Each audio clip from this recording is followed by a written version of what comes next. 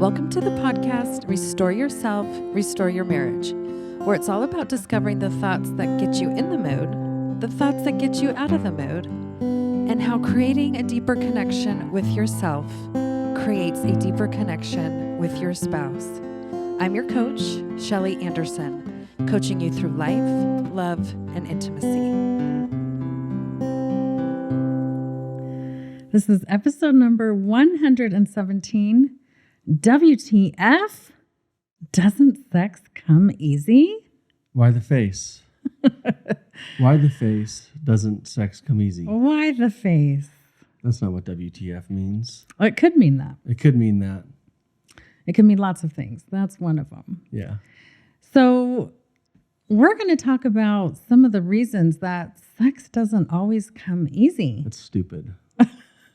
Right? Why can't this just be easy? It's stupid. Sex is stupid. No one should do it. Just quit. Let's all just stop right now. So we're going to talk about some of the reasons sex is difficult and some of the traps that we fall into and what we can do about that. And I think what we're going to find is that a lot of the reasons it becomes difficult is because we do have a lot of expectations about how we think it should be easy. And we're selfish. We don't always want to work at it, right? And so we're going to talk about some of these expectations that come up. Well, I'll be real here. I mean, I'll get serious. Okay. It's not easy because it is such an awesome thing, and awesome things are never easy. And I really believe that it's not meant to be easy, because when you really work for something and you really have to sacrifice and put time into something and think about it, you'll have breakthroughs and understanding about intimacy that you wouldn't have if it were easy. So true. I mean, I just think about some of the most random things that I've really enjoyed in life. Man, I've had to put some work into it. Yeah.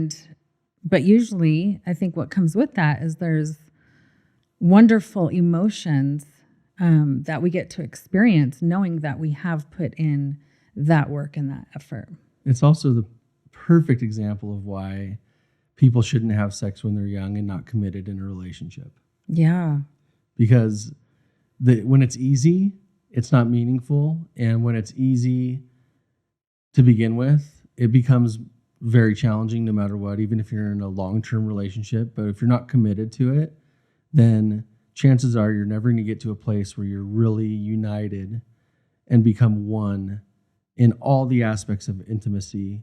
And this is the thing that I think I've discovered is sex isn't easy because intimacy isn't just about physical intimacy. And so when you think about it in terms of just physical intimacy, then it becomes really challenging when you expect it to be easy just in the physical side, when there's so many other aspects that add to that. And there's confidence in your partner, and there is guilt and shame and all these things. But there's also a longing for it to be as good for your spouse as it is for you. And when it's not, it's disappointing. Yeah. And when it's not what you expect it to be, it can be scary. And I think people get scared in intimate relationships, and especially marriages, because there's such an evolution and there's such seasonality in the marriage. And when things aren't going like they were going 2 weeks ago, and all of a sudden things aren't good, you don't know why. And it's scary because you start making assumptions, and then blame comes into the picture, and it gets really messy. And it's really easy for that to happen for anybody. Yeah, it's so true. And then I think going right along with that is we end up operating from a place of fear. And that usually doesn't go well. We can make all kinds of irrational decisions. And assumptions. Yeah, and assumptions when we are in that state of just being worried and afraid and not tapping into that higher brain where we're thinking clear and logically and being able to challenge those assumptions. And you're fighting the flesh, right? You're fighting the natural human tendencies to be angry and jealous and prideful. And those are all things that are going to exist because this is the state of being a human being means that you're far from being perfect in that higher brain all the time. What we're trying to do is help you understand it so that we can then give you tools so that you can rise above it more often than not. It doesn't mean that you're going to be above it all the time. Yeah, it's so true. When you were talking, it just reminded me of a song where it's a guy who's singing, and I'm trying to remember who sings it, but I'm having a hard time thinking about it. But there's a phrase in the song where it says, "Love is hard, sex is easy." And it's a guy that's singing it. And I remember thinking, well, I don't know if that's true, because in my mind, I kind of look at it the opposite way. I'm like, for me, love is easier. It's the sex part that has been more challenging. But it really opened my eyes too, because I was like, well, he's singing it from a male's perspective, and maybe for him that sex part is a little bit easier, but actually living a life, in love and going through all that, maybe that was the bigger challenge for him. Well, yeah, when you see sex like masturbation, Yeah. it's really easy. Yeah. When it's just about getting off, it's really easy. It doesn't mean it's not complicated in the aftermath, because obviously there's a lot of problems that come along with that when you're involving another person. But in your mind, when you just see sex as a way to get off, it's very simple. Yeah. And if you have a consenting adult that sees it the same way, then yeah, it becomes very simple, but it's also very hollow and meaningless. And then you throw, pregnancy and, sexually transmitted diseases and the emotional side of that into it, it becomes much more complicated. But sex is meant to bring people together, and I think it's in us to want and long for somebody to find that it isn't just about getting off. Yeah. Yeah. So true. Well, let's just explore some of the kind of traps, the mental traps that we can fall into when it comes to sex, and this notion that it should just be easy. And I think that's probably the biggest one, actually, is that we think it just should be easy, and that if it's not, then something is wrong, something major. Mechanics. Like for a guy, it's just mechanics, right? Even if I know how you work, and if I know the way that your mechanics work, it should be easy. Yeah. When I'm just thinking about the mechanics, even though I know that there's a whole intimacy track. And when it comes to your desire, if I'm not thinking about that and I'm just thinking about the mechanics, it should be easy. And if I forget that your desire is connected to emotions and emotional arousal and your thoughts and much more than mine, and I'm just thinking about the mechanics, again, from a male perspective, it can be very frustrating when your wife makes sex so much more complicated than it should be. Yeah. It's like, come on, let's just do it and then we'll be done. Yeah. Well, I love the phrasing that you just used, right? Like, because I do, again, this just goes into the trap that I think we can fall into, right? It's like your wife is making sex complicated. Yeah. And it doesn't need to be, right? It's supposed to be easy. What's her problem? What's her problem? And I think this is it happens so frequently. If it doesn't happen easily, we think there's a problem. Or we think that because it's not happening fast and quick and we're not only focused on the mechanics, that the wife is doing it on purpose. She's making it more complicated. And she's using her vagina to have power over me. Yes. Right? Like she's using that thing that I want, and she knows I want it. She's using it to manipulate me. Yeah. And to make my life miserable because she knows it's going to make my life miserable. Yeah. Right? So I can go to this very selfish place as a man, and I can think about it in very practical terms too. Because in my mind, it's easy to fix it. Just get over the crap that you're thinking about. Just put it out of your mind. I do it all the time. Right. I'm stressed. I think about things, but sex helps me to get past that. If I don't understand that you're a different being and you're created differently, then of course I'm going to get frustrated. And I shouldn't be to blame for that if I don't know any better. Yes. It's not my fault. Yep. Because we're both human beings, and I've been told men are from Mars and women are from Venus, but you know what? That's just a bunch of bull crap. Someone wanted to sell a book with a catchy title. And yeah, women are more emotional and women are more needy and clingy and all these, terms that you can bring up. But in all reality, I, as a human being, and thinking about just the mechanics and just thinking about that need, it's like eating. Yeah. I'm hungry. I put food in my mouth, I chew it up, and I swallow it. And then I'm not hungry anymore. And for me, this is just, I can't believe you brought this up because What? Eating, Do you think about that differently? Eating is such an experience for me. And you take forever to eat. I do. I take forever. I'm a slow eater. We can compare eating to sex all day in our relationship. Again, it becomes so clear that there are just two different human beings. Each of us just experience things so differently, and we can just fall into that trap so quickly of assuming that the other person should just be experiencing it the same way we do. Plus, last week, we had an incredible lovemaking session, and it was super deep and wonderful, and whatever I was doing worked then, and then all of a sudden it doesn't work. Yeah. Like, that's not working this week. So like every single week I have to become a new type of lover. I have to think about things differently. I have to be this artist. Yes. This lovemaking artist. And that's so creative. That's really difficult to do when, you've got kids and you're busy and you got work and you got all this stuff going on. To have to think about, well, what am I going to do to get her excited every single time we make love? It's a really frustrating thing for a man often, until we start learning that, there are much easier ways to go about this. But I'll let you keep talking. I'm just expressing the filthiness of the way you're created. The filth. It's dirty. It causes all kinds of infections in our relationship. Oh, yes. The other thing that I have heard a lot come up, is this one, right? We're both smart. We're both intelligent. Maybe. So why is this so difficult, right? I don't know how smart I am. Why is sex so difficult, right? Because we're both smart. We should be able to figure it out. And so that one can just come up as well, where we're like, why can't I figure that out? But a lot of it is because it's not very clear. There's a lot of misinformation out there. And you don't even understand what you want. It changes. I know. So it's like, okay, so you're telling me that what I'm doing isn't turning you on this week. It did last week, but this week, no.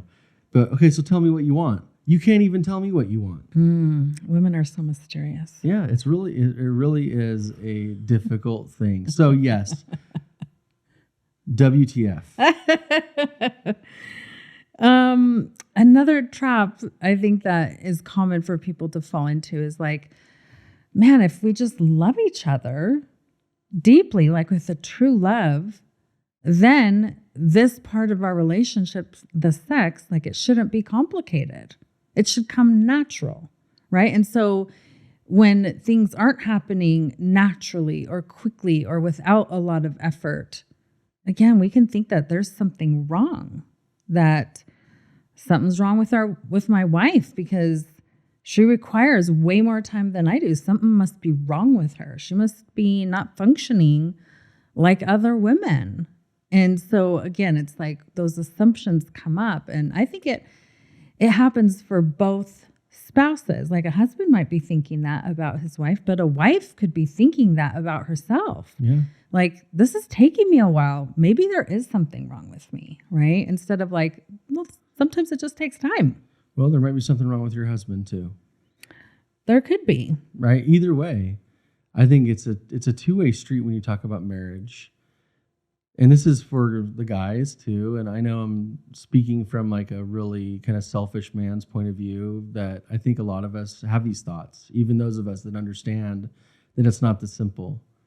But in a relationship, when there's challenges with sex and physical intimacy, it is both of us that have to figure it out too. And, the name of this podcast is Restore Yourself, Restore Your Marriage. And, you can restore yourself. You don't have to wait for your husband, and you don't have to wait for your wife to start healing yourself and start learning about yourself and all that. But ultimately, to get to the level of higher thinking where intimacy is awesome, it does take two. You do both have to eventually learn about yourselves and about each other and come to compromises and talk about it and learn how to communicate about it. And that can be really, really scary for people to have to get to that place. And we want it so badly just to happen. Yes. We want so badly just to have the easy fix. Oh, if this would just happen, then again, back to expectations, then this will happen. It's not going to be that way. And the journey, really, it's Chautauqua is another name for like this journey.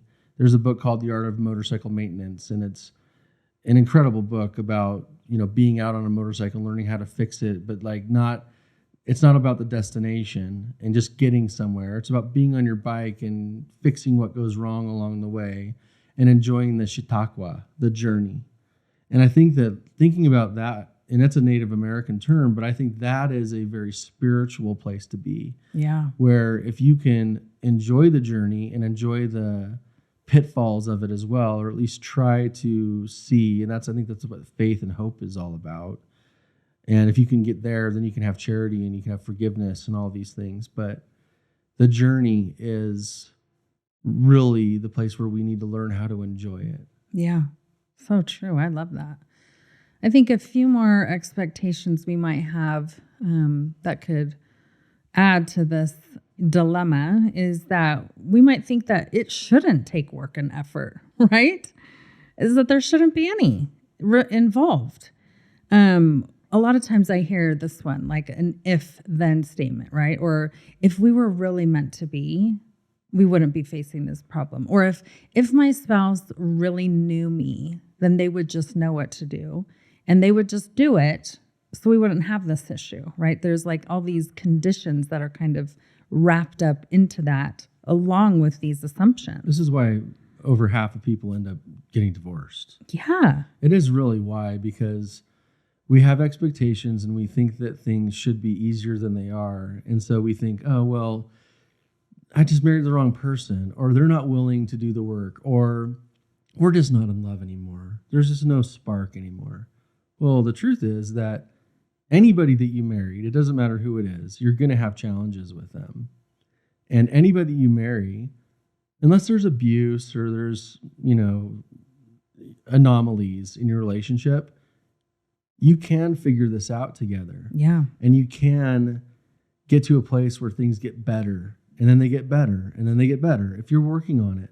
And when you learn the tools and you learn the truth about relationships and about the beauty of fullness and wholeness of intimacy, then things start to open up and you start to discover that it is not as difficult, or it's not as miserable. Even if it's still difficult, it's not as miserable as it once was.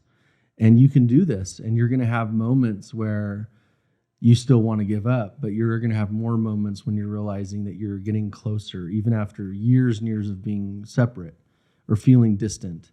You're going to start finding ways to open doors for each other and have newness again in your relationship. I know that that's possible, especially through a spiritual connection that involves faith and hope and service and love and selflessness toward the other person. Yeah, that's so true.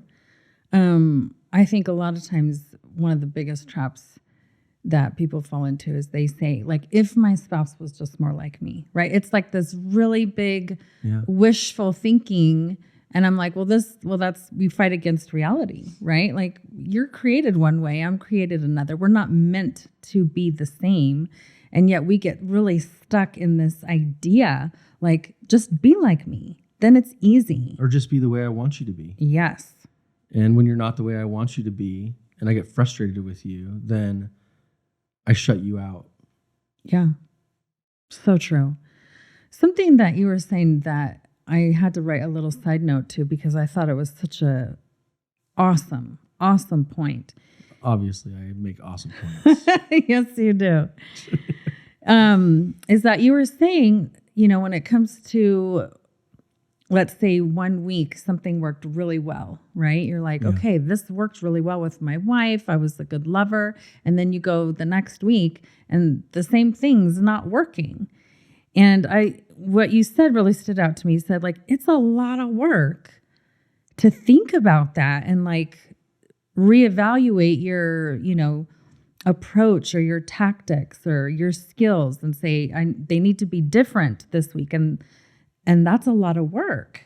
And that really stood out to me because a lot of times when I'm working with clients and this concept of work comes up, and there actually is some work involved in intimacy. And what I keep finding out is that everyone in the relationship, the husband and the wife, they all do work. It's just sometimes the work is not at the same time. And so we end up dismissing that our spouse is doing any work at all. And so I love that you're bringing up this concept like, hey, my work comes at maybe at this phase, right? And in the phase of helping ignite the desire, but also very much in the arousal phase. Whereas a lot of the wife's work, if it's hard for her to get to the desire and arousal, a lot of her work comes way before that. She has to do a lot of thought work before she even gets to those phases on the intimacy trek.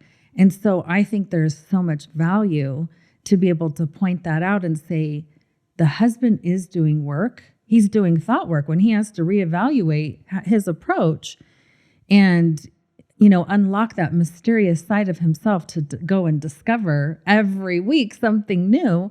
And the wife also has to do a lot of work ahead of time to prepare herself mentally so that her emotions and her body can also open up and be able to go to that place. So what can I do to stay in the game? Right? What can you do together to stay in the game? Because I'll tell you, with virtual reality and like the metaverse coming into play, I could just escape. I can just, put my metaverse goggles and my suit on, and I can go in and I can have my digital affairs, and it's a lot easier just to have my emotional and sexual needs met that way. I think pornography is terrible, but I'm just saying this like for real. If it's so hard, if sex is so hard, then what's the point? Because it's so magnificent. Well, that's what people say. That's what people say. And we say that to the people listening to us. There are probably a lot of people who are listening that haven't seen the magnificence in a long time. That's true. And so maybe they see it, but their spouse doesn't. Well, it's interesting that you're bringing this particular question up because after I've been working with a client or a couple, for a few sessions, maybe the third or fourth session, I love to just throw them off and ask them like the same question I asked them at the very first session, which is, what do you think the real problem is with intimacy? And it's like, it will throw them off because they really have to go back and think like, okay, we've talked about a lot. We've learned about a lot. And they usually get like partly right. They get half of it right. And whether they bring up what they said in the very first session, like these are our problems with intimacy, or they try to bring in some of the new concepts that they're learning, it comes down to our thoughts. Mm. This is the big key, right? And this is what we keep thinking is not part of the answer. We keep thinking there's all these 1,000 other things, but it really comes down to thought work. And when a boy is growing up and is being taught that, hey, being a real man means that you're going to have sex and it's going to be fun and exciting and it's going to fulfill all your dreams. You grow up with that. That's a thought. And so when it actually comes to play and you're having sex, it is such a mental reinforcement. You get that dopamine hit, you get that mental reward that feels amazing. You feel like you're accomplishing so much. And then you get shut down. And then it all goes away. And so you want to come back for more. Yeah. And so when things become challenging, for intimacy, I think it could even challenge your thoughts about, like, am I being a real man? Right? It can go back to this old conditioning. And then for women, we're taught the opposite. We are not taught that to be a real woman, we are going to be having lots of sex and it's going to be amazing and it's going to be so fun and we should just be doing it all the time with multiple partners and it's going to fulfill all of our wildest dreams. Like, we're never taught that. And so our conditioning in our mind is totally different. We're told, like, say no. Say no, no, no. Say no to the sexual stuff. In a traditional society that's Christian based or or Islam based or religious based. Yeah. Well, and even, let's be real, like in most of the culture that we are growing up in the United States, we're not taught differently unless you're watching porn. It's usually like you're supposed to be a good girl. Yeah. And if not, you're labeled a slut. Yeah. So most little girls don't want to be called a slut. So they are usually trying to go for this good girl concept. And so as a married woman, if you are still not having sex, or like there's a time when your husband is really feeling in the mood and you're not, and you're still saying, and you say no, you deny him this night, there's still a mental reward for saying no. It's still this, I was still a good girl. Look how well I said no to it's sex. Messed up. And I think this is such an interesting and important concept because we're actually conditioned in opposite ways.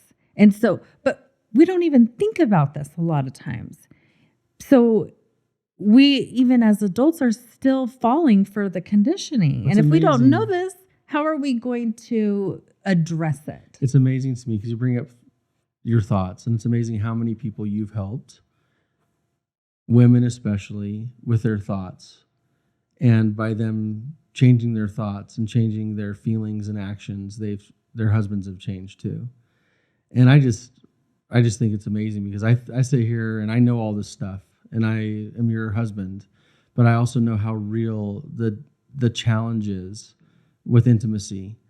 And I'm amazed at how many people are helped by thought work. Yeah. It blows my mind how many people are actually helped, but most people don't realize how powerful it actually is. And so get some help with thought work. Shelly is incredible. Let's close up this podcast. Okay. So I think it's really important that we spend the time to really challenge our thoughts, but not just let it end there, but is to increase in our knowledge about these differences and not let our brains like run away on their own, right? Like the freight train just going off the tracks, but that we can redirect our brain and our thoughts and say, you know what? Yes, it's challenging and that's okay. Yeah. It's meant to be challenging and it's also meant to be so rewarding on the opposite end after we work through some of this stuff. But you've got to believe that it's rewarding to do the work. You got to have a light at the end of the tunnel. And that's one of the things I think that you help people see really quickly is that there is light at the end of the tunnel. Yes. And when they start thought work, they realize, oh my gosh, this is powerful. And there is a connection between my thoughts and my feelings and my actions and the results that I'm getting in my life. And when they start to see that and they start to do the work, miracles happen. Yeah. I want to end by talking about just one more point that I think is super valuable here. And that is when it comes to the difference between how a man experiences his arousal and how a woman experiences hers, there's a connection that I think is sometimes missed, in that we think that if something is easy, that it doesn't take time or that it shouldn't take time. And so when it comes to the arousal of a woman, and it does usually take more time than a man's arousal. I mean, the men's arousal is called spontaneous arousal. Mm-hmm. So if a woman's does take more time, that doesn't mean anything's wrong. But instead of looking at it like, oh, this is so difficult because it takes more time, that's just a thought that we have in our mind. But here's the thing. For a woman to feel her own desire, her own emotional desire, and then be able to have that lead into the physical arousal of her body, that takes time. But that doesn't mean it has to be difficult. Right. Just because something takes time doesn't mean it has to be difficult. It actually, and I've talked about this before, there is benefit to the man also because of that. Yes. Because the process of the intimacy trek and foreplay and all of those, stages along the way are some of the most enjoyable parts of physical intimacy. Yeah. And here, I think this is one of the main points I want to make about this. And that is this, that things that take time, and when we are involved in something that takes time, we can be so invested in that. It's such a mental and emotional experience. Yeah. That when we actually do get to the intimacy, if we've taken that time, the mental and emotional pleasure is so much more fulfilling. Yeah. And that is worth the time that it takes. It is worth it. And so I just wanted to throw that out as this, final point, that taking time in things that matter is an emotional experience. And so, yes, we will be able to have those, even more of those dopamine hits in our brain that will invite us to come back for more. Yeah. And that is a beautiful thing to experience. So, any final points? Nope. Okay, you guys. WTF. We hope that throughout this next week, you can think about some of these points and some of these traps and assumptions that we can fall into so easily, and that you can really challenge your own thoughts about them and try to create thoughts that are actually so much more beneficial and serve you and your spouse and your marriage. So just try to keep those things in mind throughout this week and see if you can experience some of the relief and hope that comes with it.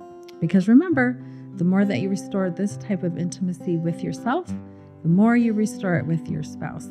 Thank you so much for listening today, and we hope you will join us again next week.